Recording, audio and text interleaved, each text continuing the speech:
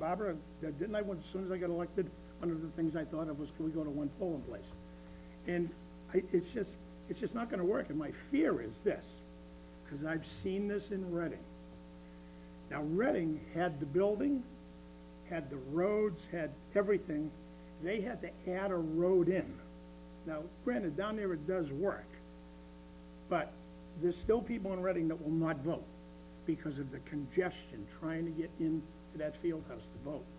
I just can't see this working, and to be changing polling places back and forth for like a presidential election or a governor's election, well, we're gonna scare people away from the polls, because they're just saying, I'm not gonna go out and get in that traffic, especially between your, 7 to 9, 5 to 8, maybe not noontime, but maybe noontime. It's gonna be horrendous. It's gonna be a bad move. That's, it's the old saying, you can't put 10 pounds of potato in a 5-pound bag. I don't care how hard you try. And so I'll be voting in opposition to it. And plus, I'm a little surprised that we totally ignored the chief of police and the police department's recommendations too, because they don't see it working either, and I know where they're coming from. Because there has to be, who is gonna be in the yard telling these people how to park the cars? I watched the whole meeting, so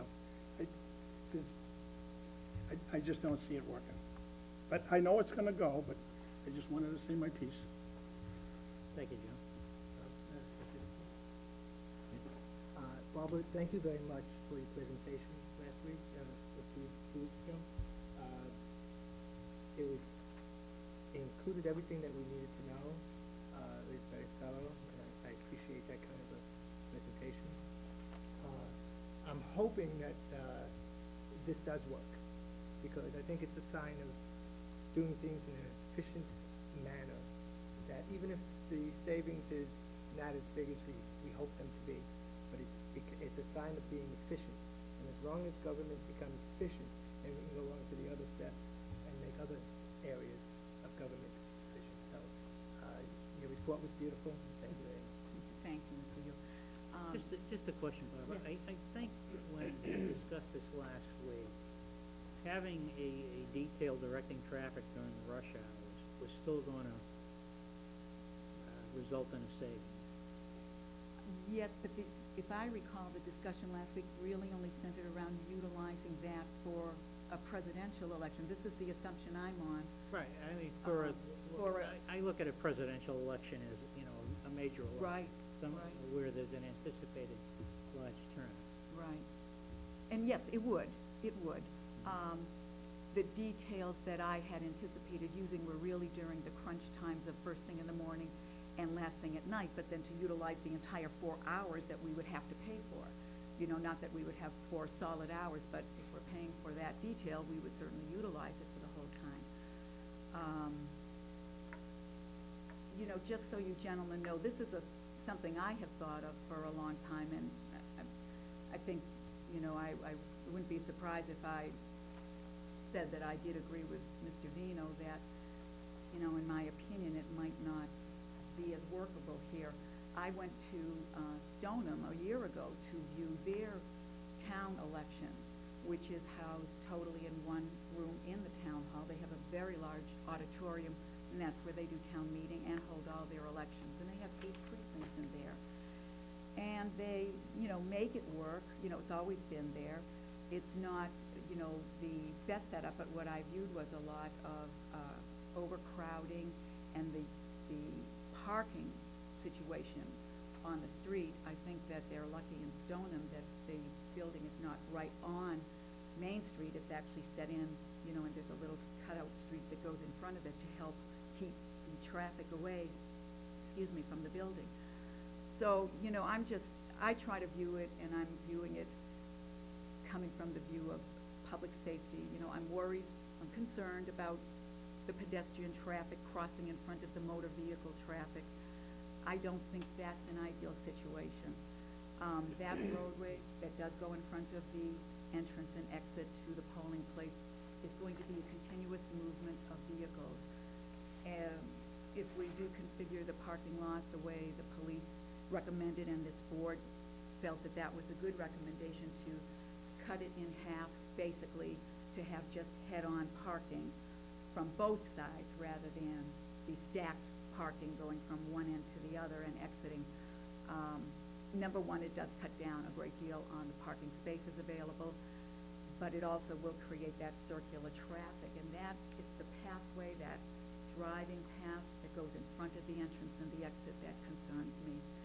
There is definitely a blind spot when people exit from the parish hall, and as they walk out, they would be right in the path of the vehicles traveling. So we're going to do, you know, if we go forward with this plan, we're certainly going to do, as I said, and try to educate everybody. Well, we will certainly pursue getting signage, you know, and having slow signs, doing whatever we can to educate people as to what we would like them to do, how to move around the parking area and exit. We'll do anything we can to, you know, make it as safe as possible. Any other questions? No, again, I have some of the same concerns, but on the same token, I think we need to try it out and see how it works. And if it doesn't work, then we just reverse course and go back to the way we were. But I think it's time to try something different and see if we can make it work. But I realize the concerns and the ones that Joe pointed out, and I'm not casting them aside. See if we can make it work. Any other comments from board members? On the motion? Chairman, in accordance with MGL 5424, I move to designate the parish hall at St. Teresa's Church, located at 51 Winter Street, North Reading, Mass, as a centralized polling location for all of the precincts of the town of North Reading, beginning in the year. We're gonna strike 2010? Town of North Reading. Just the town of North Reading. Period.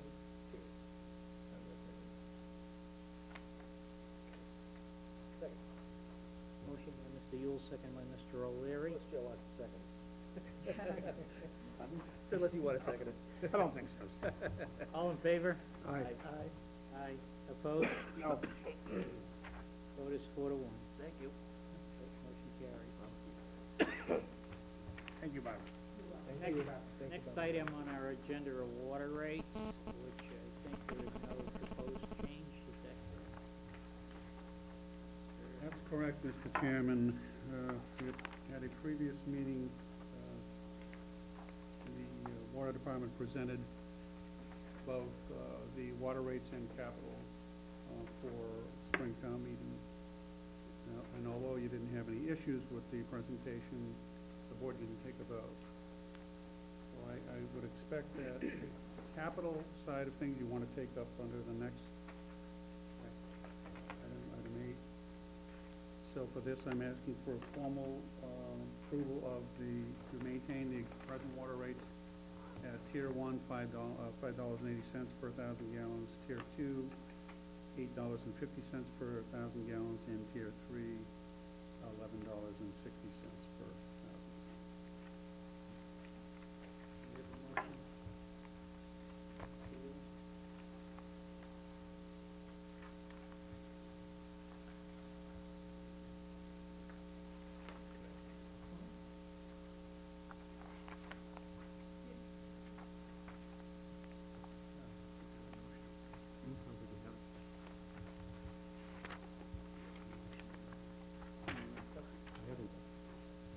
Chair, I haven't seen a motion. We don't have a motion. We don't have a motion. What?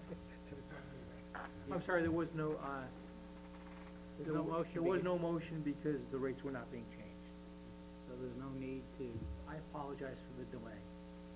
I got hit just at the wrong opportunity. I knew you were looking for a motion, so I apologize for that. so are you saying that we don't need a motion? That's right. Okay. I think we have to establish a rate We annually. have to set the rate, though. All right, so let's make up a motion.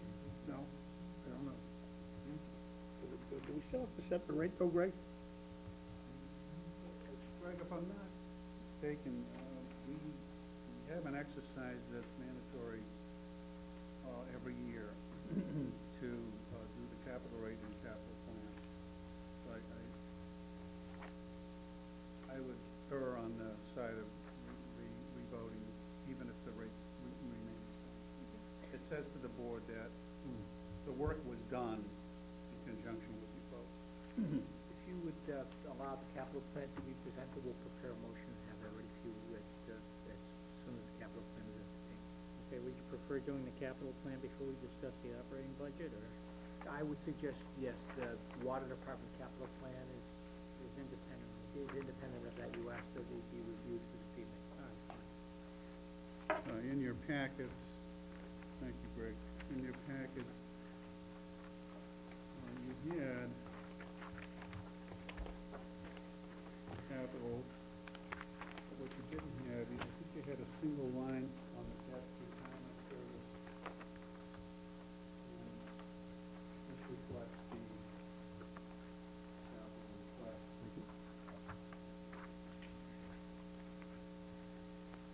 The top line being the proposed change. Oh, yeah, Thank you. the one that starts. This is based on what interest rate, David? 4%? And it's been averaged over the appropriate terms of borrowing for the different. Yes, let me just get my notes.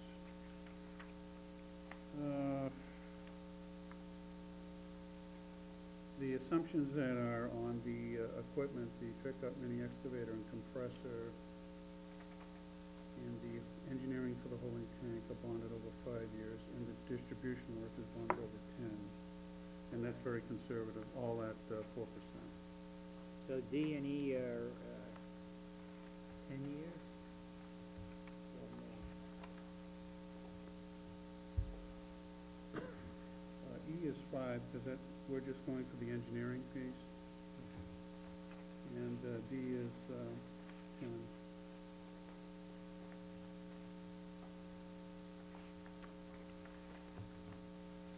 Just very quickly, I'll do an overview for you.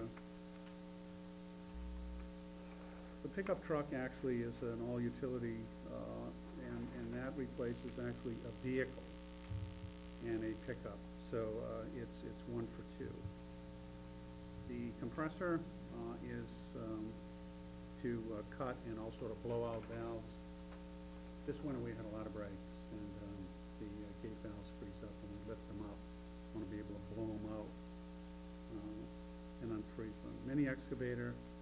For the last 5 years we've been renting one. It's technology, and we just don't have that piece, but it's like anything else. You put enough points on the graph. We've been averaging $22,000 a year over the last 5 years, so we could have paid for one of these. So it's time that the department itself purchases one of these mini excavators. And the distribution system requirements are general improvements. They're smaller lines, especially into the schools, that need to be partly, if not completely, replaced. So we have to initiate that program. And the backwash, that's the design for the backwash tank at Lakeside. Lakeside is, when it was built, it's the green sand filters, just like the railroad bed, but when we have to clear everything out, we have to take water that's already in the system and bring it back. So it's kind of a negative impact to the system. So the people that live out on Lakeside, they know when to take a shower or not to, because they know when we're in there and we need to backwash the system. What this does is create a holding well on site that will be permanently filled with water, so that when we have to backwash the system and clear it out, which is a daily exercise, we don't pull from the system, we pull internally from a well that's stored, like a reservoir, small reservoir. What would be the cost of this tank? I'm just gonna wing that because I don't have my capital plan with me, but I wanna say it's about $350,000 installed. I can confirm that if you wanna give me, when you go back to the operating budget, I can just check that number in the capital plan. But we'd have to come back the plan would be to come back in October, town